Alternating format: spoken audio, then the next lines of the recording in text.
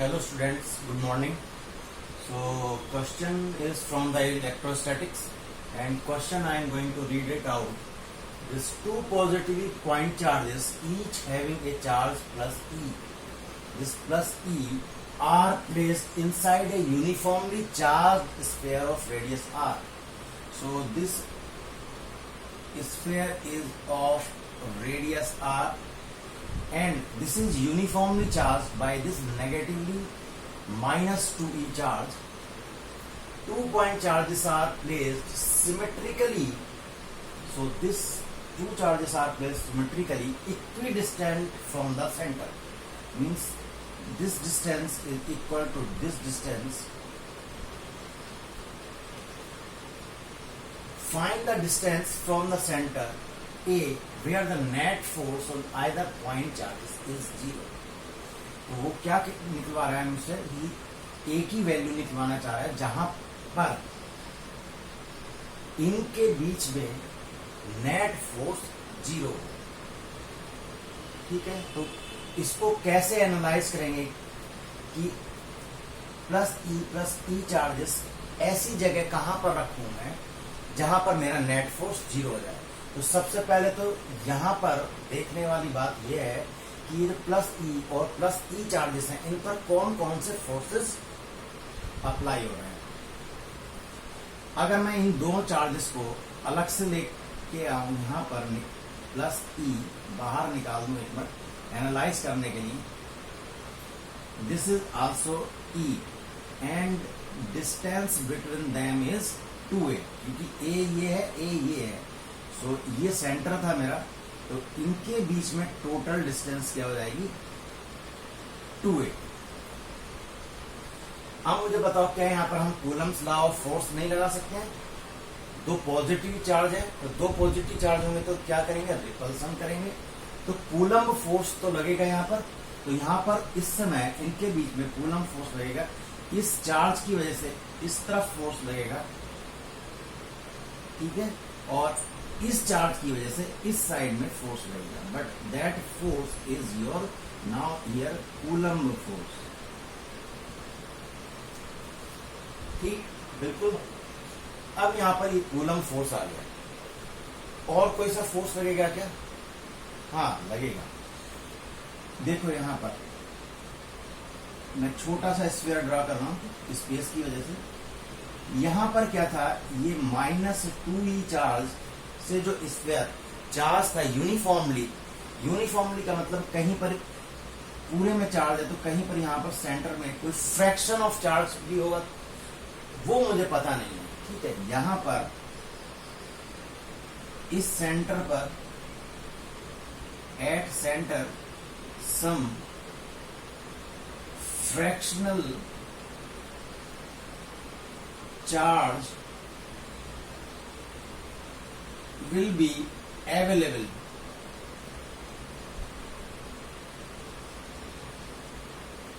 ठीक है, यहां पर कुछ फ्रैक्शन चार्ज अवेलेबल रहेगा।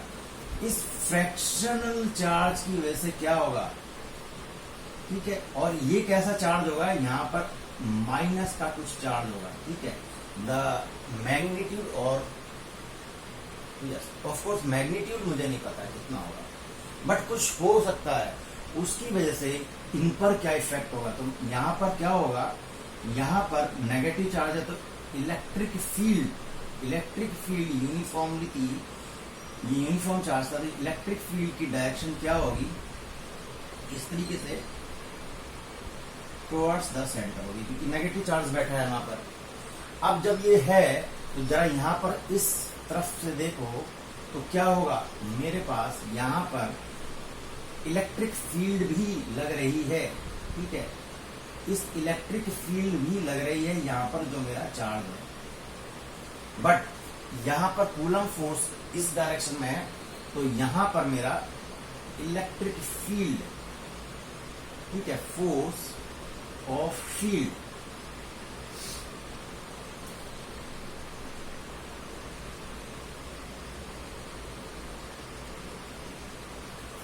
ठीक है, ये फोर्स ऑफ फील्ड, सॉरी सही से नहीं आ रहा है,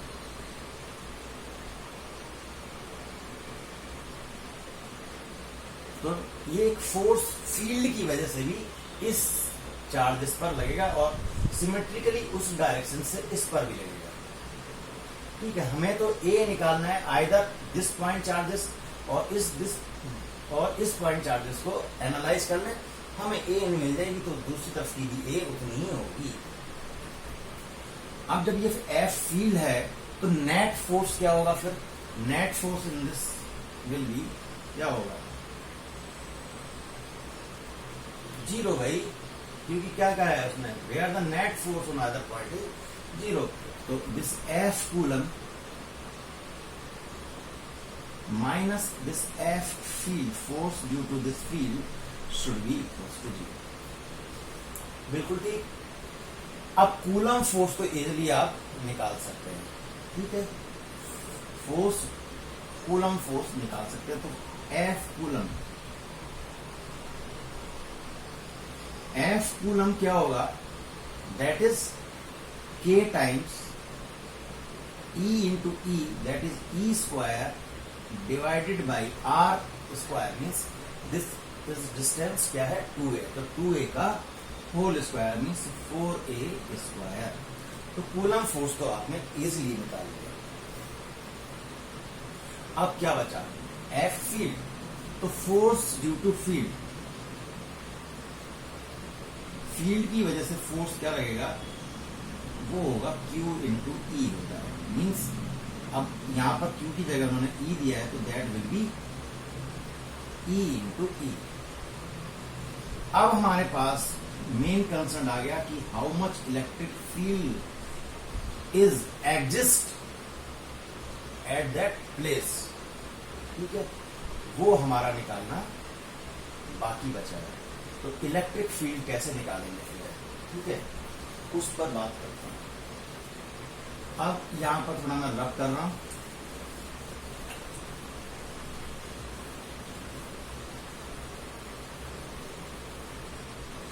इस स्फीयर को यहां पर ये डेजिनेशन हटा रहा हूं फिलहाल, 1 minute.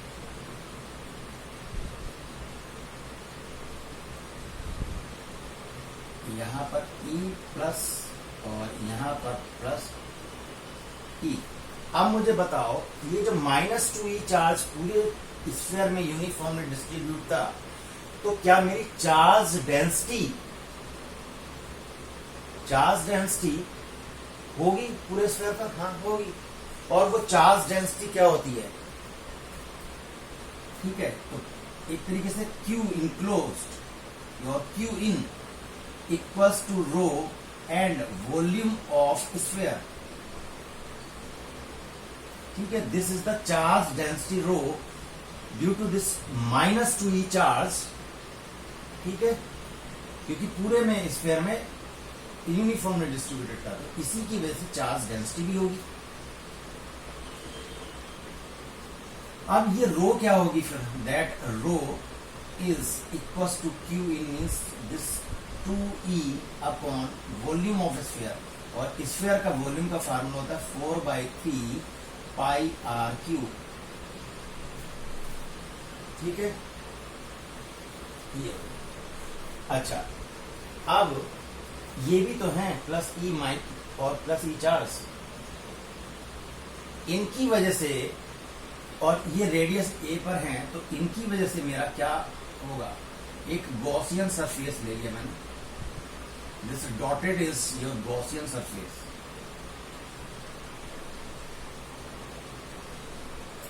This is your Gaussian surface, और इस गॉसियन सरफेस पर, ठीक है, इस गॉसियन सरफेस में कितना चार्ज इनक्लोज्ड होगा?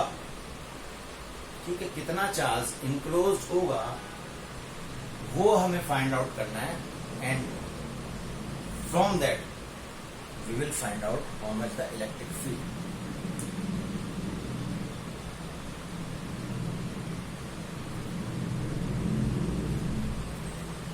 तो क्या होगा? गॉसियन सरफेस लगाएं तो क्या होगा?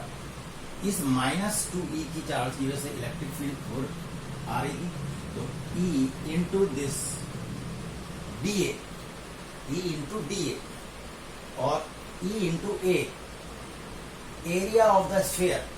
area of the sphere is 4 pi r square, and that is equals to q enclosed upon q enclosed upon epsilon। ठीक है, यही मेरा गॉस रूल होता है कि इस पूरे स्फीयर में कितना चार्ज इनक्लोज होगा वो हमें निकालना है। Q enclose upon epsilon is E into 4 pi, sorry r नहीं, सॉरी आई आर नहीं, ए स्क्वायर, क्योंकि यहां पर रेडियस क्या थी, ए। ठीक है, तो 4 पाई ए square Q enclose upon epsilon naught. अभी हमें फिलहाल क्यू इनक्लोज कितना है इसके अंदर वो निकालना है। वो निकालने के लिए क्या करेंगे, हमने ये निकाला तो यहां पर डेंसिटी जो है, ठीक है, डेंसिटी अब इस गॉसियन सरफेस पर जो डेंसिटी यहां पर इस 2e की वजह से है, वही डेंसिटी ऑफ चार्जेस ये प्लस ई और प्लस ई की वजह से रहेगा, क्योंकि चार्ज डेंसिटी तो चेंज होनी नहीं है। तो जब चार्ज डेंसिटी चेंज नहीं होनी है तो क्या होगा, उसके लिए भी हम लगा लें कि यहां पर फिर रो ड्यू टू दैट प्लस ई और ई की वजह से क्या होगा, तो वो हो जाएगा कितना होगा, क्यू इन, ठीक है, क्यू इन मीन्स इनक्लोज्ड, वो तो हमें पता नहीं है इनक्लोज चार्जेस कितना है। यहां पर तो 2e पता था, तो यही है हमारे पास Q enclosed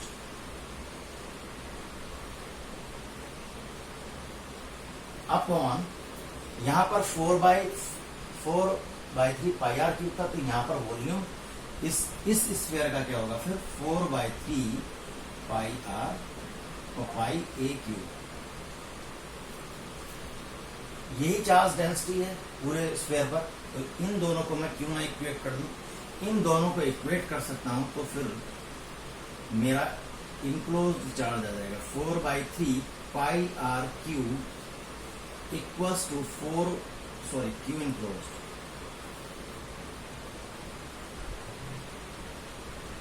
Q enclose upon 4/3 pi A cube. और यहां से 4/3 ये कैंसल्ड आउट हो जाएगा, तो यहां से मैं अगर क्यू इनक्लोज निकालूंगा तो क्या होगा, दैट विल बी 2e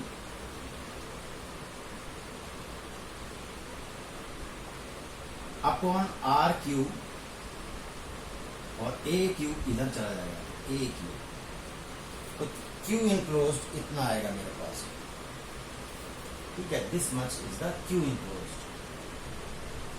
और इस क्यू इनक्लोज्ड को मैं अगर इस एक्सप्रेशन में रख दूंगा तो मेरी इलेक्ट्रिक फील्ड भी आ जाएगी।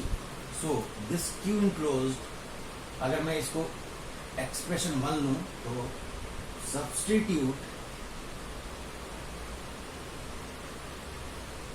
क्यू इनक्लोज्ड एट 1, ठीक है, यहां पर मैं रख देता हूं, तो यहां पर क्या होगा, that will be E into 4 pi A square equals to Q enclose कितना था 2e a cube upon r cube. ठीक है, तो क्या होगा, यहां से 2 से 2 कैंसल्ड हो जाएगा, और यहां से ये ए स्क्वायर से ये कैंसल्ड आउट हो जाएगा, तो मेरे पास यहाँ पर नेट इलेक्ट्रिक फील्ड जो आएगी वो कितनी आएगी, इधर 2 है तो यहाँ से 2 नीचे चला जाएगा, that will B 2r cube, और पाई भी नीचे चला जाएगा, और क्या बचेगा आपके पास E और इंटू ए, ये बचेगा। आपके पास इलेक्ट्रिक फील्ड जो है वो इतनी आ गई है, और अच्छा इनक्लोज का एप्सिलॉन नॉट तो मैंने लिखा नहीं था, तो ये एप्सिलॉन नॉट, तो यहां पर एप्सिलॉन नॉट, ये इलेक्ट्रिक फील्ड आ गया।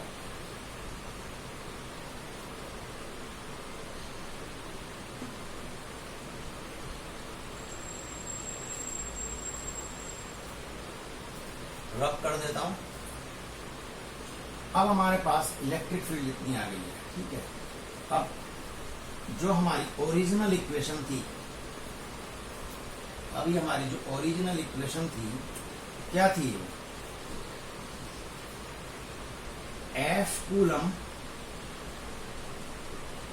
Minus F field equals to 0। तो एफ कूलम तो हमारा था K E square upon 4 A square minus F field. तो फील्ड कितनी आई थी मेरी, E इंटू ए, और that will be E square into A, क्योंकि यहां पर क्यू ई था तो क्यू की जगह यहां पर E है, तो E square upon a 2 pi epsilon not r cube into this pi, and that will be equals to 0।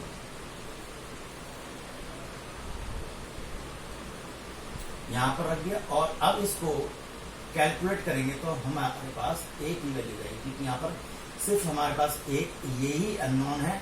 तो इस दोनों को सोल्व करेंगे तो ए की वैल्यू क्या आएगी हमारे पास, ए की वैल्यू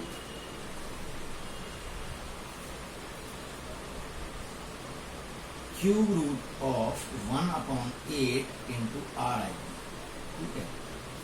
तो इसका क्यूब रूट ऑफ 1/8 निकालेंगे तो that will be 1/2 into r, and that will be 0.5 are.